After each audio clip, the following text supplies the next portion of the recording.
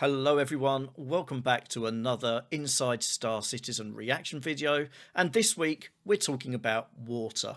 I don't really know what to expect from this video. Obviously they've done a lot of work on the water animations, and we saw examples of what their intention was going to be back in CitizenCon last year, and in Alpha 323 we're getting a big step forward in the water physics.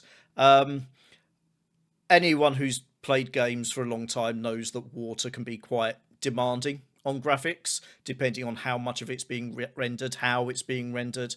You know, if you've got a river, if you've got rain, if you've got clouds, they can sometimes add quite a lot of extra strain to a GPU, and it's not uncommon in many games over the years, depending on what your system is like, to end up with quite a lot of lag. And certainly, like, we've had periods in Star Citizen, particularly on places like Orison, but anywhere that there's been thick cloud, you know, depending on how high you've got your graphics set, they can be a problem. There are a lot more lakes, a lot more rivers in the game now. They've reworked the cloud technology to look absolutely fantastic, by the way. And now it's about making sure that works without giving us, the players, that sense of frustration that we do feel at times when we're having to fly from space down to a planet or moon surface. So with that being said, guys, let's get into it and let's see what the guys have to say this week. When I can find the button. Alpha 323 is just around the corner, and with that, a host of new gameplay and general life in the verse features. But it also includes a variety of technological improvements like the replication layer split, our initial implementation of Vulkan, image upscaling breakthroughs, and the subject of this week's show, changes to the water rendering and simulation system that were first discussed at last year's CitizenCon. So here now are the water wizards themselves to tell us more.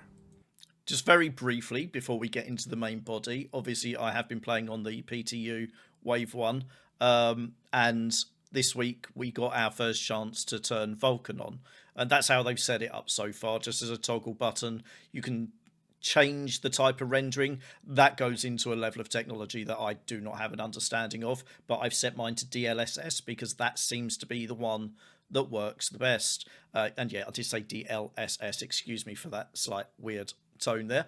And Vulkan so far I'm liking, even though they've not actually implemented it fully. I am definitely noticing performance changes, and there are even some graphical changes at this stage, even though I don't think the intention was for there to be a huge noticeability in the graphics change. So I'm really excited. I have a couple of friends who were on the verge of being able to play it, but their systems couldn't quite handle the load, and Vulkan is hopefully going to solve that issue for them. You've been doing this for a while now. Why do you think people are so interested in water? If you haven't seen this video yet, the watery sound is deliberate. It's not from my end. In just any scenario is such a focal point. You go to a national park, you go see the rivers and the waterfalls, you're looking at stock photos of anything. It's people focus on the water because it is just so different to kind of anything else you find in nature. Like, everything's unique and everything's different, but water is just something else entirely. Wow, you're making me sound like I'm a water cult or something. When you Introducing water to any planetary body in any game gives it that sense of life. It's a real changer in terms of how you perceive that location. And, you know, that's kind of natural. Water is important for life. And, you know, if you think of films when they first discover water, you know, it's not just about other living things, but it's about your own ability to carry on living. Think of something like The Martian. So I can completely understand that. Getting water in these games is a big step in making this universe feel lived in or feel alive. So, yeah. came aboard, did you imagine you'd be the voice master? I still don't refer to myself as that name, try as you might, Jared. Hydro homie? I guess I didn't see it being such a focus, but I'm glad that it is. It's good fun. I really like it. It's not all water. Water's just the nice things I get to talk about more.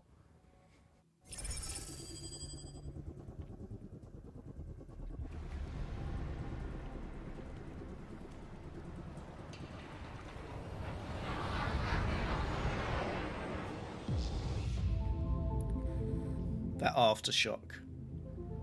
That looks Someone amazing. asked me when I was at SitCon recently, what makes water 3D in games? What's different to anything else? And the truth is, you have to work to make it look like water, because what we perceive as a volumetric liquid in real life, in graphics, we break down into different parts.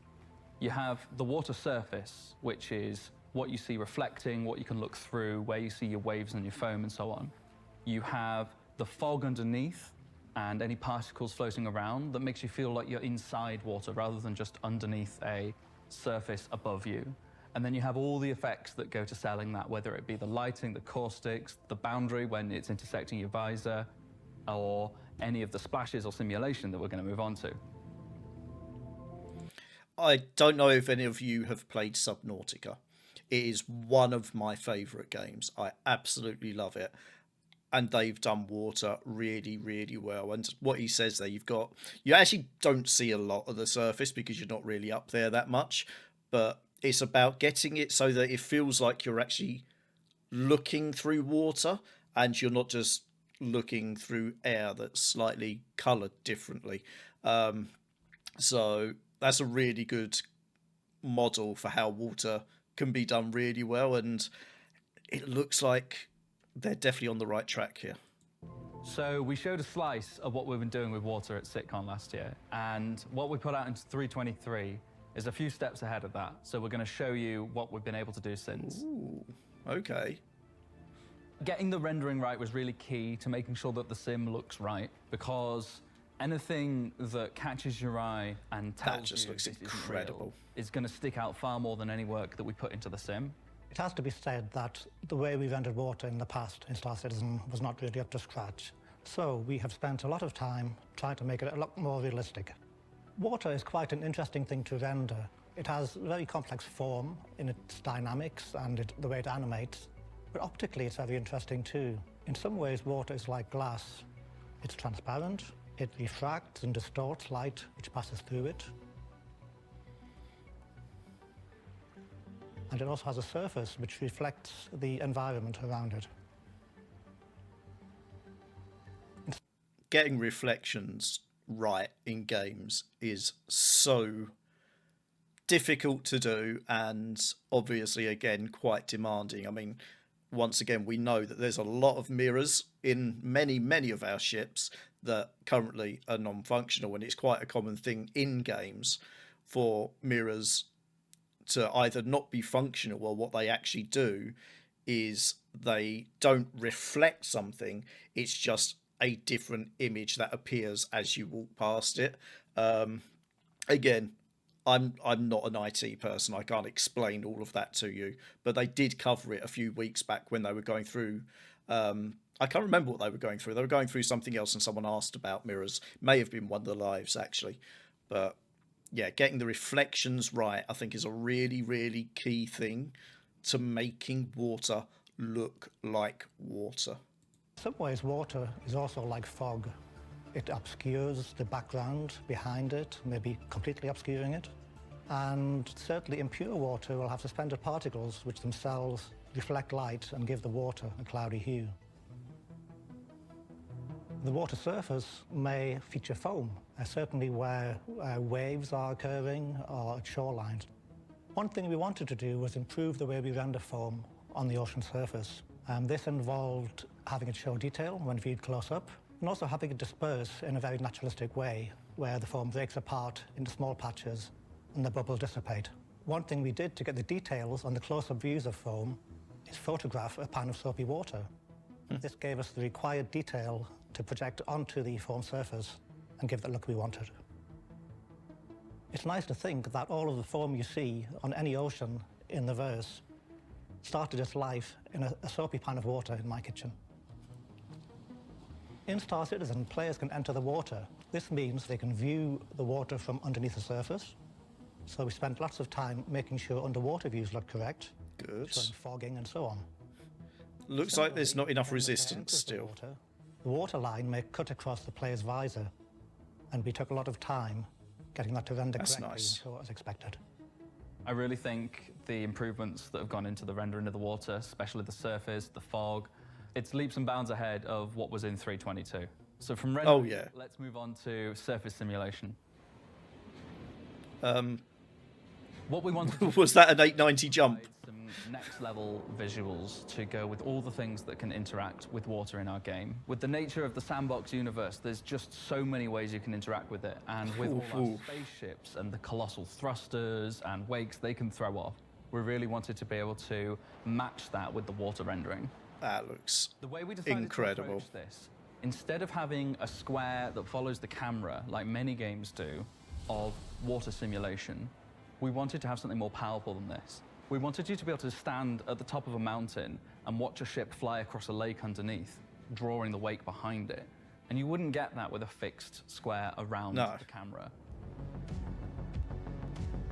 So the approach we took was something called region-based surface simulation. This allows us to allocate areas where we need to be simulating and propagating water waves at any given moment, regardless of where the camera is.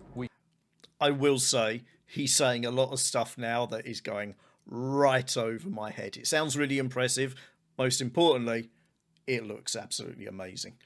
Can allocate and deallocate these as we need, and we can have a pool of them of any size depending on the spec of your PC. You can actually change the maximum allowed regions in your graphics. Okay, that's good. That's very good On then. medium setting, you can have 32 regions simulated at the same time. You can even go to a very high setting, which would give you as many as 128. To choose the best regions, we try to have the closest and most important ones show up and call the other ones. The fact that we sort it by the number of interaction and how strong they are means that only the most important ones will be shown on screen, which helps because having a little interaction right in front of you could be useful, but it might not be visible when there's a very big ship going right by and creating a huge wave. Sounds like you've built a very efficient system then. We've tried to build a very efficient system. Well, let's let the testing decide how efficient it actually is. Hopefully, I really hope it is. It looks... I don't think I've seen anything quite like it in a game before. Just like seeing that Hercules just hovering there and the Valkyrie just hovering there. And just, even while hovering, you've got the effects on the water underneath. That is a lot of detail to put in. And it's hopefully seems like they found a way to do it without it overloading your GP. So everything else can still work. In order to interact with things that are in the water, we first need to know that they are there. We've hooked up to the physics system so it sends us events when physical objects like boxes or the player or bits of ship debris are in or floating in the water. From there we can work out how much water has been displaced and the velocity and pick an appropriate simulation wave speed to match those. Excellent. From there we can apply forces to different texels of each sim region, which then propagate as we update that region over time. As well as responding to physical objects in the water, we can also hook this up to other input types.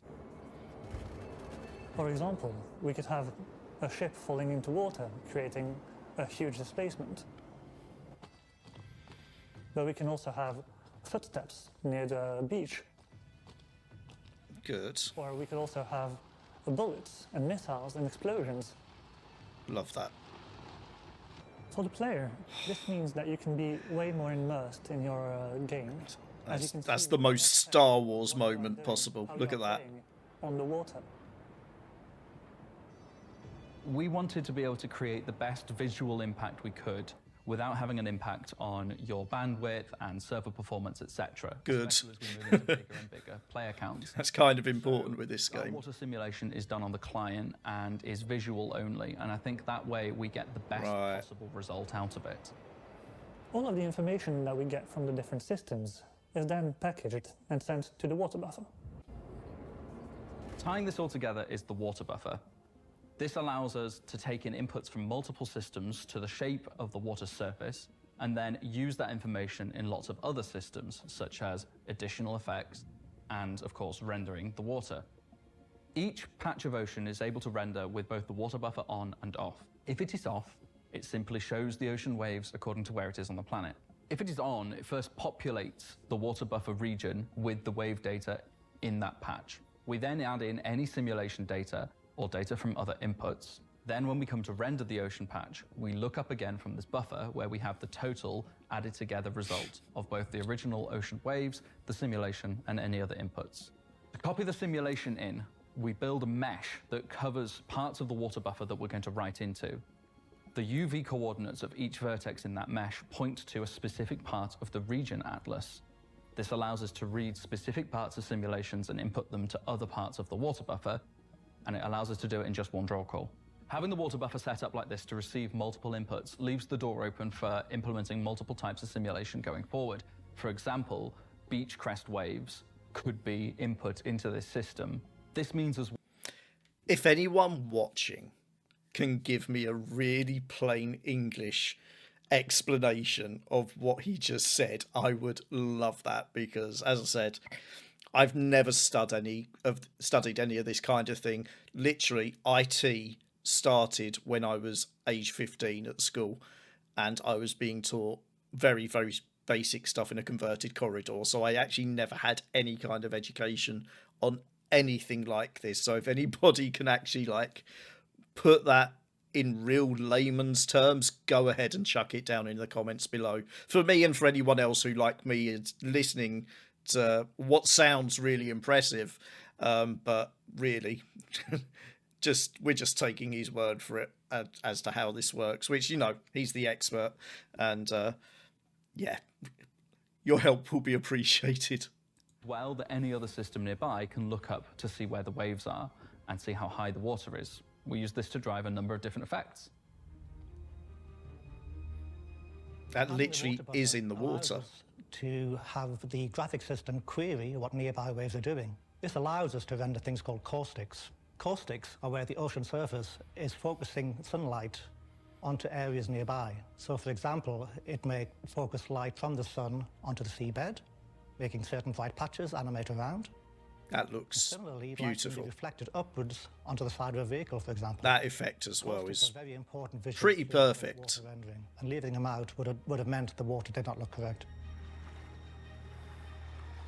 Well, that was a look into all the work that went into the water in 3.23. The whole thing is pretty sweet. I'm really happy with how it looks. The team has done a fantastic job. Planet Tech have got some really exciting things coming. I'm really excited to dive back into the planets of Star Citizen. Brilliant. I hope you guys enjoy it. It's going to be so many amazing cinematics. Look at that. That is incredible. So what did we learn this week?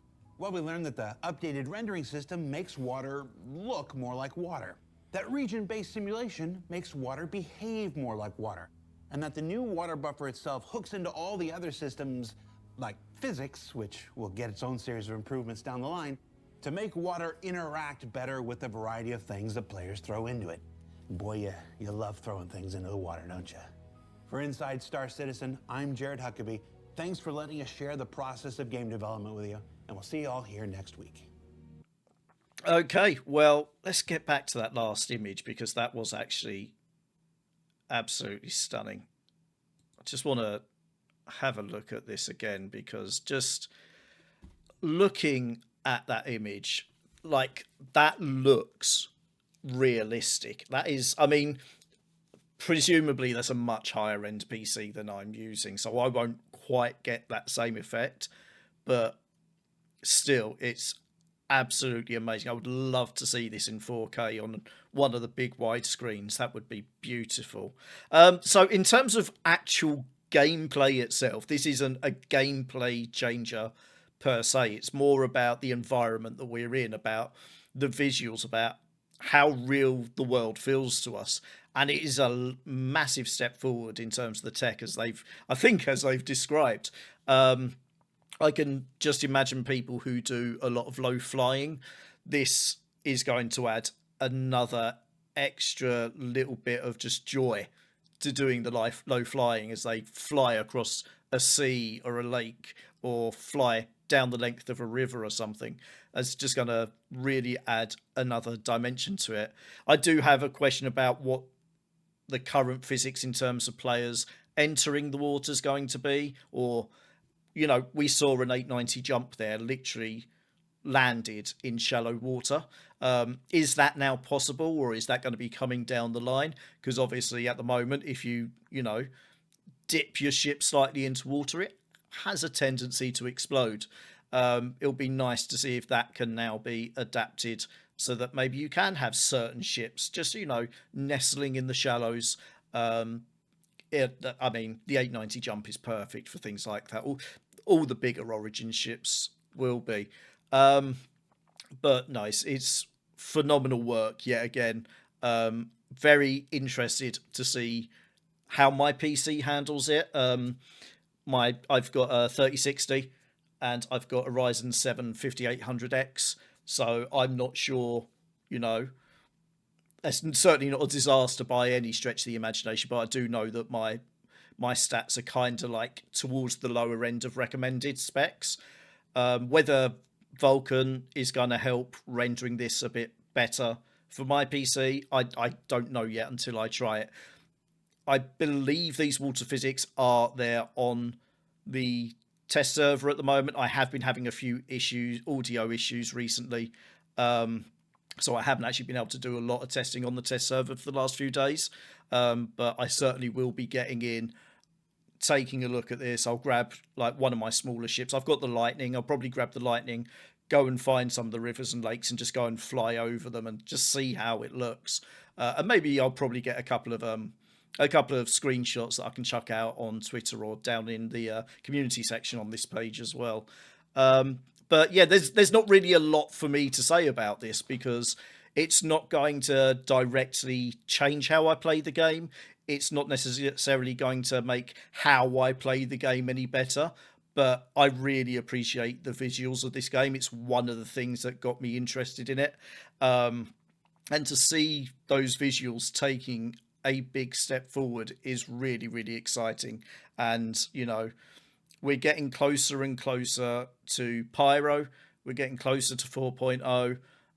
And, you know, Pyro itself is going to bring with it, you know, different natural elements for them to work on rendering. Probably less water, but, you know, maybe there's potential for lava. We'll get some lava physics down the line, would be absolutely amazing. I can't wait to see that. And to see how they've developed this approach to rendering water. It's going to be great to see how they approach other things like that as well. So that's going to be that for today. If you have any thoughts about water, let us know down in the comments. Let us know what you think. If you have tried it out as well, I'd really love to know what your experience with it has been so far. And so, like, in terms of your PC specs, like, how has the water been performing compared to what your specs are? And like, if you've got one of those lower end ones, is it fine? Is it doing okay? Yeah, I'm looking forward to seeing a lot of screenshots. And in fact, guys, if you do take any really good screenshots of this sort of thing, go find me on Twitter. I'm at JediandyTV on there. You know, tag me in them. I'll retweet them. Make sure you put the hashtag Star Citizen as well, because they do monitor the pictures that people post on social media, and they do pick their favourite ones every week and promote those. So absolutely, go and do that. Go and tag me in it. I'll make sure it gets retweeted for people to see. So yeah, a relatively short one this week. I hope you enjoyed that, guys. If you have, don't forget to like the video. And if you're not yet subscribed to the channel, please do. I am trying to do a video a week on ISC at the moment. I am starting work on a couple of other videos as well, which are going to be due out hopefully by Invictus. The plan is to have a certain couple of videos ready before Invictus. So that's going to be a lot of hard work, and hopefully they'll be good ones. And of course, I must remind people, if you haven't yet signed up to the game, if you haven't created your account on the Roberts Space Industries website, please consider using my referral code. It's there in the corner now.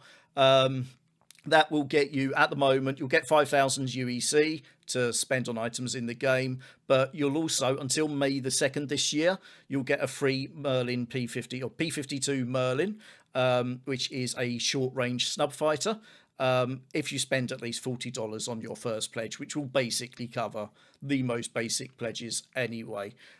So please consider doing that. And of course, as I said, you can find me on Twitter. I'm also on Instagram. I use Threads. I do stream on Twitch a couple of times a week, and I'm trying to focus mostly on Star Citizen. So come and join me on all of those channels as well.